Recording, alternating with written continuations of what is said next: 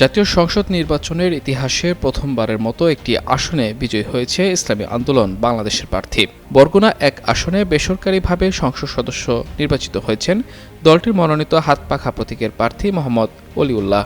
ধানের শীর্ষে নজরুল ইসলাম মোল্লাকে ৪,১৭৫ ভোটে হারিয়েছেন তিনি। প্রাপ্ত ফলাফল অনুযায়ী অলিউল্লাহ পেয়েছেন ১,৩৮,৫১২ ভোট। স্ট্রবেরি সুপার ডটেড ও ক্লাসিক ভ্যারিয়েন্ট সেনসেশন জাগুক শিহরণ। তার নিকটতম প্রতিদ্বন্দ্বী প্রার্থী ছিলেন বাংলাদেশ জাতীয়তাবাদী দল বিএনপির মনোনীত প্রার্থী ও জেলা বিএনপির আহ্বায়ক নজরুল ইসলাম মোল্লা। তিনি ১,৩৪,৩৩৬ ভোট পেয়েছেন।